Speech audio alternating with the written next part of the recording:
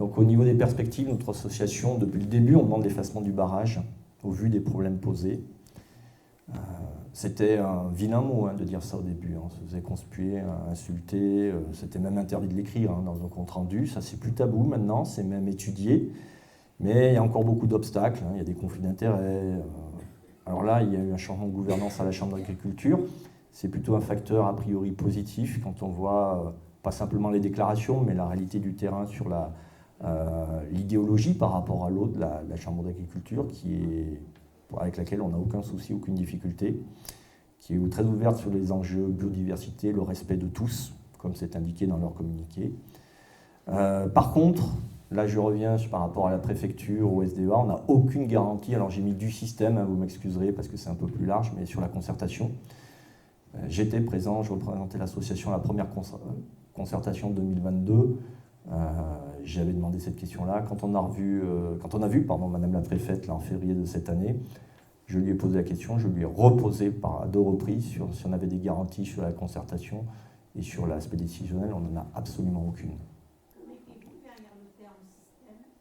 Là, oui, alors pour moi, c'est le SDEA et la préfecture. Mais avec la préfecture, vous faites bien de me demander une clarification. Oui, il y a aussi OFB, DREAL, tous ceux qui participent à l'élaboration de ces arrêtés préfectoraux et qui émettent des avis qui sont très forts. Très forts, après, comme je vous l'ai dit tout à l'heure, sur l'aspect procédure juridique, où on demande, par exemple, de ne pas faire ça parce que ça va être une catastrophe.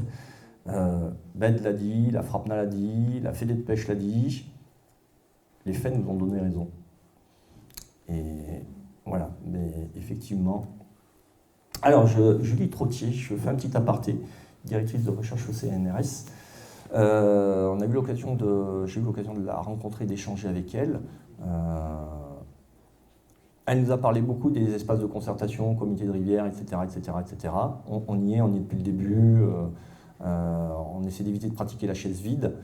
Je suis allé la voir après en off, lui dire oui, mais ce que vous nous avez dit, je suis désolé, nous localement ça ne marche pas, on y est présent, mais j'ai pris l'exemple, et c'était cet été, donc moi je ne savais pas qu'il allait y avoir cette opération de vidange, et qu'il allait y avoir ce drame à l'époque. Je lui ai dit, nous voilà localement, le président du département, du SDEA, avec la Chambre d'agriculture, ils ont décidé qu'ils allaient faire un truc, alors que normalement il y a une concertation, mais c'est eux deux qui ont décidé. Pourtant on est présent en concertation, on a exprimé notre voix, et ça ne marche pas. Ce qu'elle m'a dit à ce moment-là, c'est qu'il est important de fédérer du monde et d'avoir des structures à créer, à inventer, des collectifs, des citoyens. Donc c'est pour ça que j'espère que cette conférence vous aura permis de prendre conscience de ces enjeux, de tout ce qu'il y a de la problématique. Parce que plus il y aura de personnes qui, de l'extérieur, expriment une voix, se mobilisent, plus on a de chances de pouvoir jouer sur le système et de faire en sorte que le système soit peut-être un peu moins négligent. Alors, où est-ce qu'on en est actuellement ?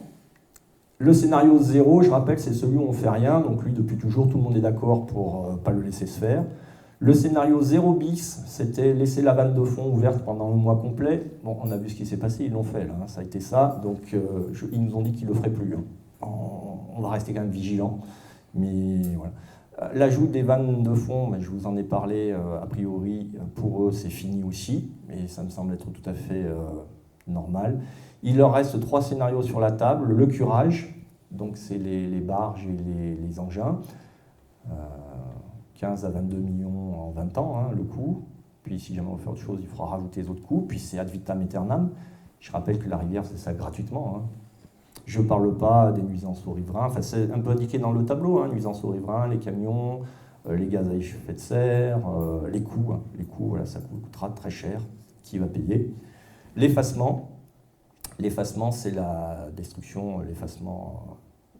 pure et simple du barrage que je vous montrais tout à l'heure sur la cellule.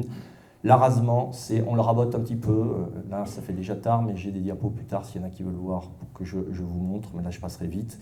Ça résout aucun problème, les problèmes perdurent, on a moins de réserves d'eau, on a toujours le problème du transit sédimentaire, dégradation des milieux en aval.